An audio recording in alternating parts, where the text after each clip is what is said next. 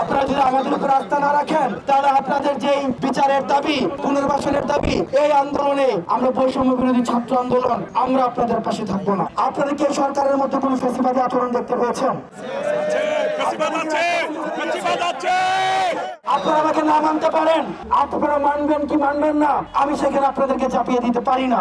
আপনাদের মানাটা এটা আপনাদের উপরে নির্ভর করবে। আপনাদের দাবির ন্যায্যতা এই বিষয়টি আপনারা এটি রাষ্ট্রীয়ভাবে স্বীকৃত, এটি একটি ন্যায্য দাবি। এখন আপনারা মানবেন কি মানবেন না সেটি আপনাদের বিষয়। আমি আপনাদেরকে এই সরকারও আপনাদেরকে জোরপূর্বক এখান থেকে কোনো উঠিয়ে দেওয়ার কোনো তারা করে নাই, প্রচেষ্টা করে নাই। এখন সিদ্ধান্ত আপনারা নেবেন যে এই বিচার প্রক্রিয়াটিকে আপনারা এইভাবে প্রশ্নবিদ্ধ জোর করে কোন দেশে ইনস্ট্যান্ট কোন বিচার প্রক্রিয়া কোনোভাবে সুষ্ঠুভাবে সম্পূর্ণ করা সম্ভব নয়। এখন এই সিদ্ধান্ত আপনারা নেবেন আমরা এমন একটি বিচার প্রক্রিয়ার দিকে যাব যে বিচার প্রক্রিয়া নিয়ে কিছুদিন পরে আবার প্রশ্ন উঠবে, নাকি আমরা আইন মন্ত্রণালয় সহ অন্যান্য মন্ত্রণালয়কে আমরা যথেষ্ট সময় দিব। আপনারা আমাকে নাই মানতে পারেন, আপনারা আমাকে না মানতে পারেন, আমরা আপনাদের অবস্থানকে সম্মান জানাই, আমরা আপনাদের অবস্থানকে সম্মান জানাই।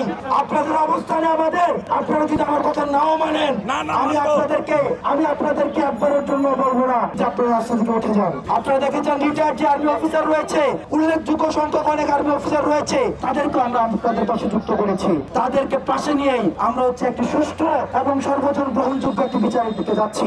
এখন এই সিদ্ধান্ত আপনারা নেবেন আমরা কি এমন একটি বিচারের দিকে যেতে চাই যে বিচার কিছুদিন পরে প্রশ্নবিদ্ধ হবে, নাকি আমরা এমন একটি বিচার দিকে যেতে চাই আলোচনা সাপেক্ষে। আমরা কিন্তু আপনাদেরকে বলেছি আপনারা যে কমিশনটি করেছে এই কমিশনের ধারা নিয়ে আপনাদের প্রশ্ন রয়েছে, আপনাদের আপত্তি রয়েছে, আমরা সেই আপত্তিটাকে আমরা আমলে নিচ্ছি। সেই জায়গা থেকে আপনারা সেটিকে সংশোধনের জন্য আপনারা আলোচনার মধ্য দিয়ে আপনারা আইন মন্ত্রণালয়ের সাথে বসুন, স্বরাষ্ট্র মন্ত্রণালয়ের সাথে বসুন। আপনারা দেখেন রাস্তা কখন করতে হয় যখন সরকার কথা শুনতে চায় না। আপনাদের কি সরকারের মধ্যে কোনো ফ্যাসিবাদী আচরণ দেখতে পেয়েছেন? আপনাদের কি রাস্তা বন্ধ করে দিয়েছে?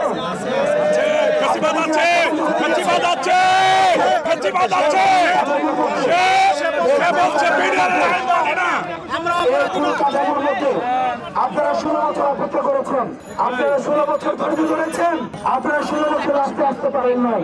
আপনারা যদি রাস্তা দখল করে থাকতে চান আপনারা সেটি থাকতে পারেন, তাহলে আমরা ধরে নিব আপনারা আমাদের উপর আস্থা রাখেন নাই। আপনারা যদি আমাদের উপর আস্থা না রাখেন তাহলে আপনাদের যেই বিচারের দাবি, পুনর্বাসনের দাবি, এই আন্দোলনে আমরা বৈষম্য বিরোধী ছাত্র আন্দোলন আমরা আপনাদের পাশে থাকবো না।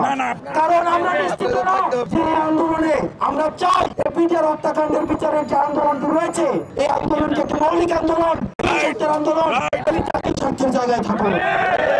আমরা চাই না অন্য 8-5টা ভুইফুর আন্দোলনের মতো, অন্য 8-5টা ভুইফুর আন্দোলন যেখানে 5 জন মানুষ 3টা ব্যানার নিয়ে দাঁড়ায় থাকে, সরকারকে সবসময় বিব্রত করতে চায়। ওইসব আন্দোলনের সাথে এই আন্দোলন মিশে যাক, এই আন্দোলন হারিয়ে যাক। বরং এটা আমাদের সার্বভৌমত্বের প্রশ্ন, আমাদের আধিপত্যের বিরুদ্ধে আমাদের লড়াইয়ের প্রশ্ন।